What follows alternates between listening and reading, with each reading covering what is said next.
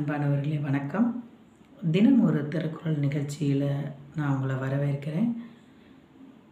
இப்போ நம்ம பார்க்க போகிற திருக்குறள் குறள் எண் 3. மலர்மிசை ஏகினான் மானடி சேர்ந்தார் நிலமிசை நீடு வாழ்வார். மலர்மிசை ஏகினான் மானடி சேர்ந்தார் நிலமிசை நீடு வாழ்வார். விளக்கம்: அன்பரின் அகமாகிய மலரில் வீற்றிருக்கக்கூடிய இறைவனின் திருவடிகளை பொருந்தி நினைக்கின்றவர் இவ்வுலகில் நீடித்து வாழ்வார். இக்குறள் வழியா திருவள்ளுவர் என்ன சொல்லியிருக்காருன்னா, இறைவனை நாம் எந்நாளுமே நினச்சிக்கிட்டே இருக்கணும் அப்படின்னு சொல்லியிருக்காரு. நம்முடைய உள்ளத்தில் ஒரு மலரில் வீற்றிருக்கிறார் இறைவன். அந்த இறைவனை நாம் எப்பயுமே நினச்சிக்கிட்டே இருக்கணும். கடவுளே என்னை காப்பாற்றுங்க, எல்லாரும் நல்லா இருக்கணும் அப்படின்னு நினச்சிக்கிட்டே இருக்கணும் கடவுளை. அப்படி நினச்சிக்கிட்டே இருக்கிறோம்னா அவங்க இந்த உலகத்தில் நீண்ட காலம் நெடுங்காலம் வாழ்வாங்க அப்படின்னு திருவள்ளுவர் சொல்லியிருக்காரு. நாயன்மார்களில் பூசலார் நாயனார் அவர் இறைவன் மேலே அவ்வளோ பக்தி கொண்டு அவரவே நினச்சி அவருக்காகவே தொண்டு செய்து அவருடைய பக்தியை வெளிப்படுத்தினார். அவருக்கு ஒரு ஆசைங்க. என்ன ஆசைன்னா, அவருக்கு இறைவனுக்கு தனியாக ஒரு கோயில் கட்டணும் அப்படின்னு ஆசை.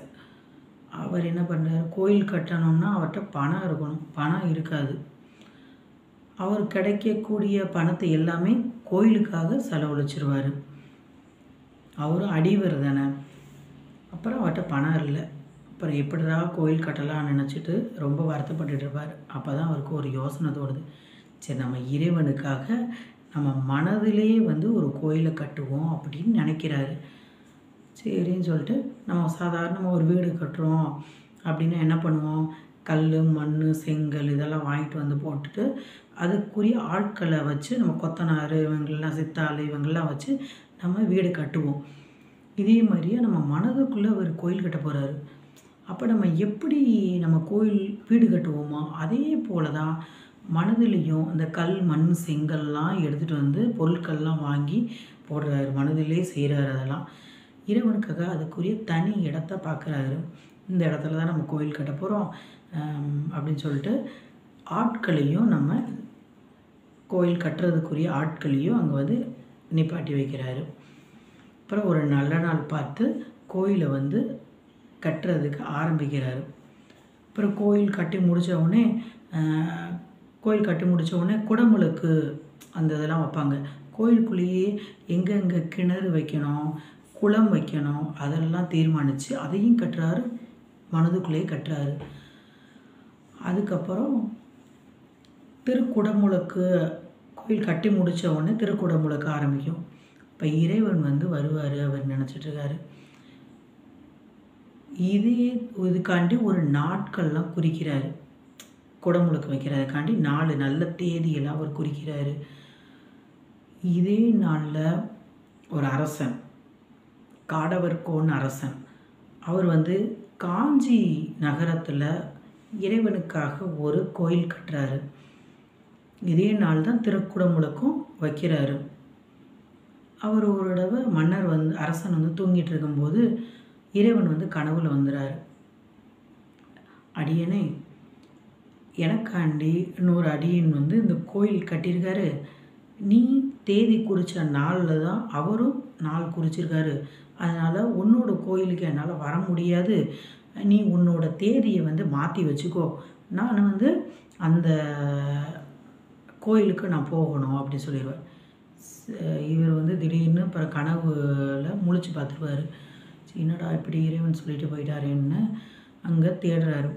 சரி, இப்படி திருவண்ணன்ற ஊரில் இப்படி பூசலார் நாயனார் கோயில் கட்டியிருக்காரு அப்படின்னு தகவலை இறைவன் சொல்லிட்டு போயிடாரு. அப்புறம் அரசன் அந்த ஊருக்கு திருநின்ற ஊருக்கு போகிறாரு. அங்குள்ள மக்கள்கிட்ட பூசலார் நாயனார் ஒரு கோயில் கட்டியிருக்காராம்ல, அந்த கோயில் எங்கே இருக்குதுன்னு அவர் கேட்டார். கோயிலில் அவர் ஒன்றும் கட்டளையே, கோயிலில் கட்டளையே அப்படின்றாரு. இல்லை, இறைவன் வந்து நம்மக்கிட்ட வந்து சொல்லிட்டு போனார், உண்மையாக தானே இருக்கும் அப்படின்னு சொல்லிட்டு இவர் என்ன பண்ணுறாருன்னா, திருப்பி சரி அந்த அடியனை நம்ம பார்க்க போவோம்னு சொல்லிட்டு நேரடியாக போயிடுறாரு. போயிட்டு நீங்கள் தான் பூசலார் நாயனாரா, நீங்கள் வந்து ஒரு கோயில் கட்டியிருக்கீங்களாம்ல, அது எங்கே இருக்குது அப்படின்னு கேட்குறாரு. இறைவன் வந்து இப்படி என்னோடய கனவுல வந்து சொன்னார் அப்படின்னு சொன்னார். ஒரே பூசலார் நாயனாருக்கு நம்மளையும் ஒரு அடியனாக நினச்சி கடவுள் வந்து நம்ம கோயிலில் வந்து தங்க போகிறாருன்னு நினச்சி பார்த்து ரொம்ப சந்தோஷப்படுறாரு.